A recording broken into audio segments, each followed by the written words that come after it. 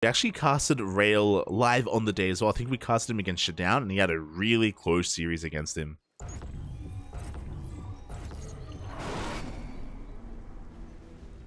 As here we go, spawning in the bottom right-hand corner of Babylon, we have the Polish Zerg player representing K10 Esports. A bit of a hard time against Nightmare, but looking to redeem himself here against his next Protoss opponent. It is Aristori.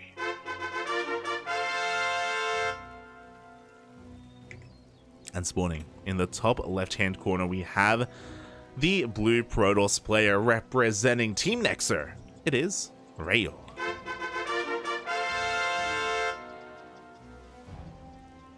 I do think that these two players are closer in skill, so I do expect a much more competitive match here between these two players.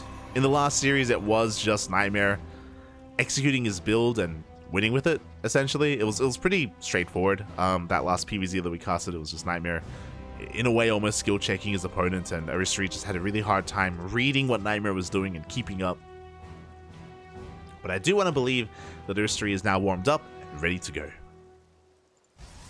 He's ready for it, Bap. He's ready. As we do have Aristori setting up for a hatch gas pool opener. Able to set up quite well. Quite well back at home.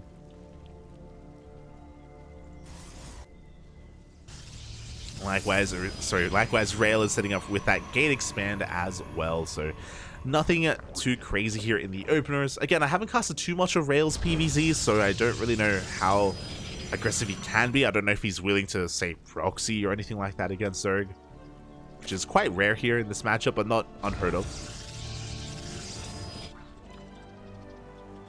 I'm ready. I'm ready to be introduced to Rail's PvZ. Show me, buddy. Show me.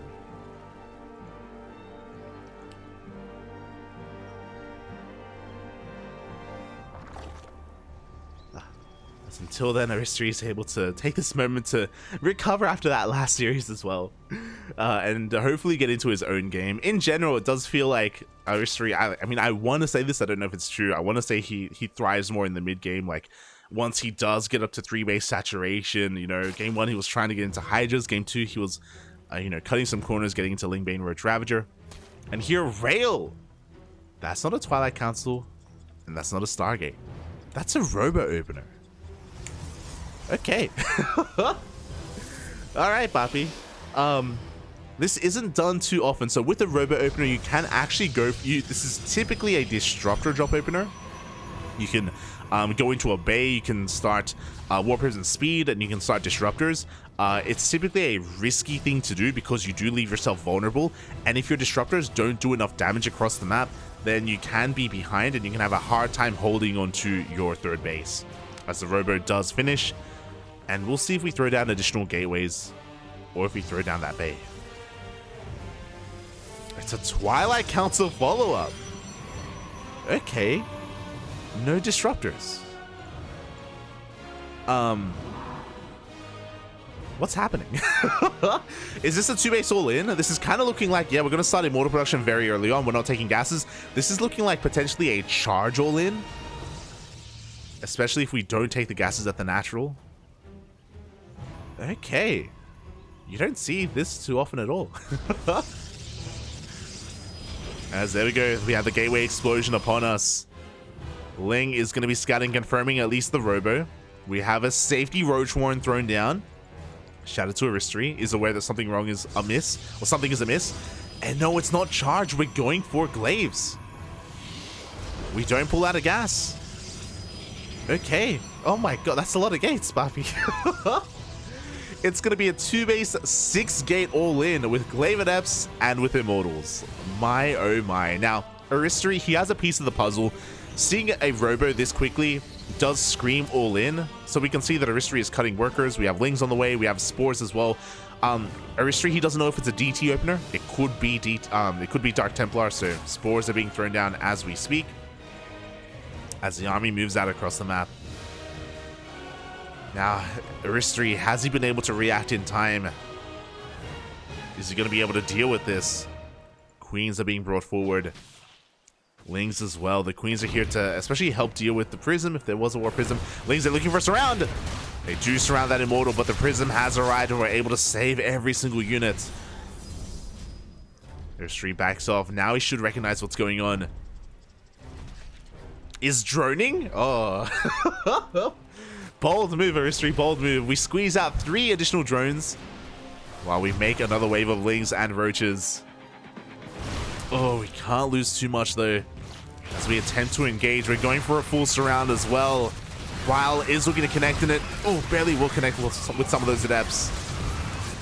But the Lings are being cleaned up. That one Immortal packing a massive punch in the back line.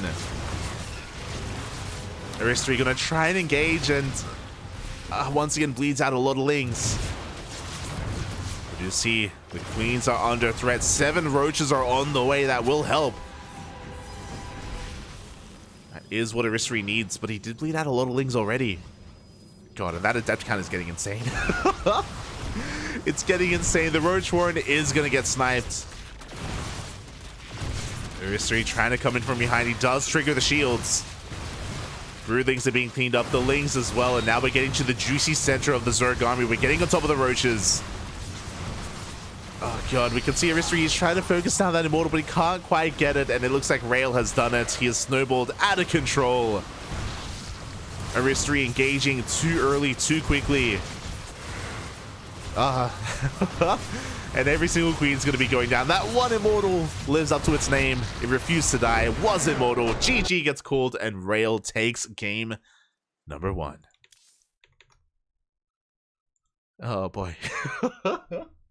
I want to give Aristori a hug. The entire day so far, he just wants to play some StarCraft, Bappy, and all of his Protoss opponents have just been hyper aggressive. Oh god, Rail does take the first game in a pretty impressive fashion. Again, these 2 base all-ins aren't something you see too often at the highest level of play, not anymore.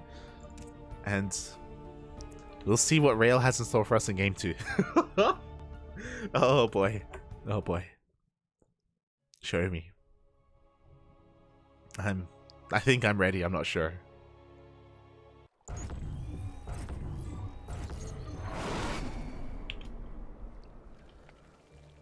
As we are diving into game 2 and spawning in the bottom right hand corner, we have the Polish Zerg player representing K10 Esports down in this series, but not out. It is Aristori. And spawning in the top left, we have his opponent. We have the blue Protoss player representing Team Nexer. It is Rail.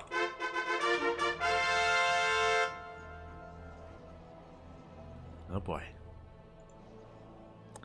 So now we've been introduced to Rail. Now we now we know what kind of player he is. Question is, what does he have up his sleeve here in game number 2? We just bore witness to a 2-base 6-gate Glaive Adept Immortal or all-in. It was crazy. It was brutal. And yeah, we'll see what he goes for here. There are different variations of Glaive Adept all-ins. You can go for a pure 8-gate Glaive Adept all-in. You can go 6-gate. You can go for even a slow lot Immortal push. We got options. We got options, depending on how dirty we want to get. As Aristori sets up for a hatch gas pool. Standard opener from our Zerg player. Is able to get his natural up and running.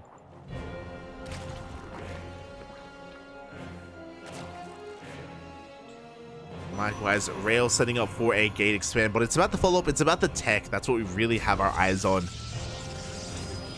And even if we see the initial tech, we're going to have to try to figure out what exactly is going to be done with it. Even if it's a Stargate opener, it could be for Void Ray production, for example. Even if it's a Robo, doesn't have to be Disruptor drops. As we saw, it could just be an Immortal all-in. We'll see. Also, when it comes to that last game, unfortunately, again, it was like a bit of a delayed reaction out of Aristori. I do think that if he did have a little bit more information about how committed and what exactly was coming his way, I'm sure he would have seen, you know, something maybe like spine crawlers, maybe in general just being a little bit more conservative with his army control and army movement, preserving those Lings in time to actually support the Roaches. That's the probably the biggest blunder there from Aristori in that previous game is that he did lose all of his Lings a little bit prematurely. By the time the Roaches came out, there was nothing to support them. There were no Lings, and they're pretty crucial to help, you know, not just support the Roaches, but also lock down the Immortal, lock down the Adepts to allow for Biles, to allow for the Roaches to do that much more damage. As Aristori's link flooding. Okay, let's go.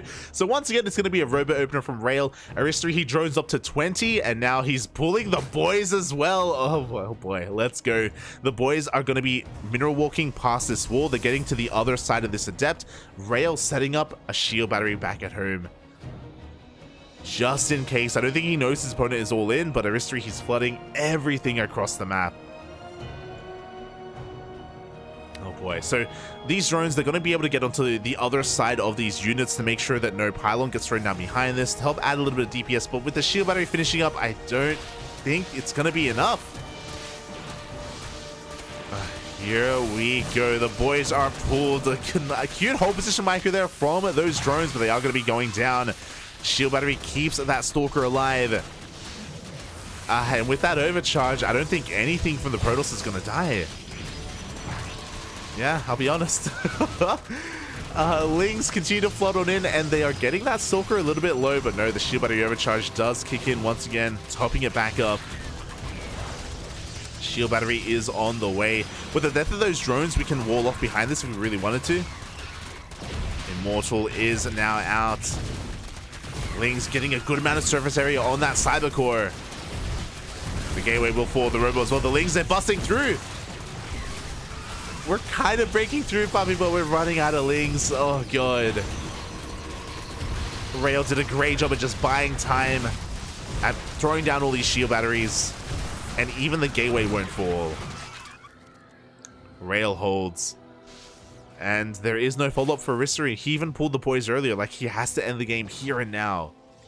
He cannot transition. There is no transition. Oh, no. He throws down the hatchery? Okay. Alright, let's go. Throws down the third base. Still hasn't droned.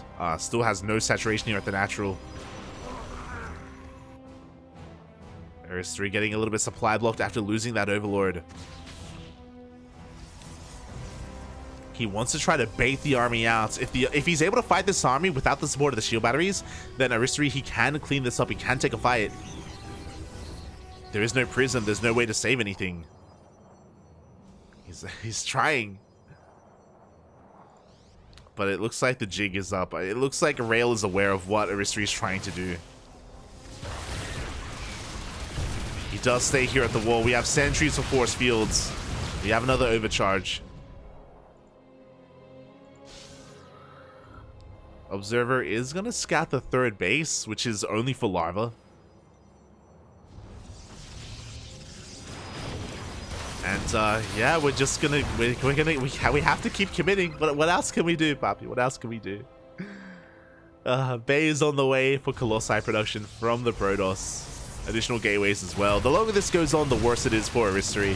GG gets called, and Rail takes the series 2-0. GG.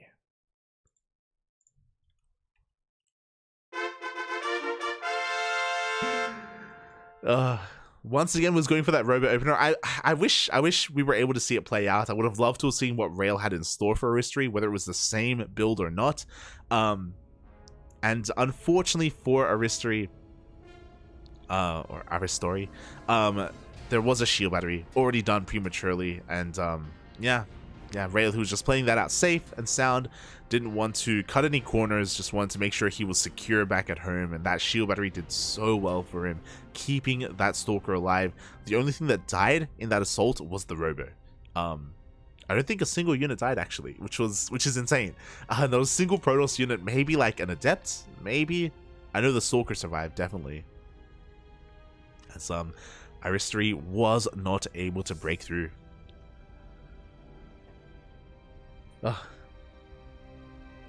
He wants blood. he got some. He got some of his own, unfortunately, but there you go. GG, well played. Congratulations to Rail as he does advance. So my condolences to Aristori. He had a bit of a rough day of StarCraft here. Yeah, was in the end he was kind of forced to go into his own all-in. I think he just wanted to try and punish Rail. Before that, it was Aristori being punished by all the Protosses.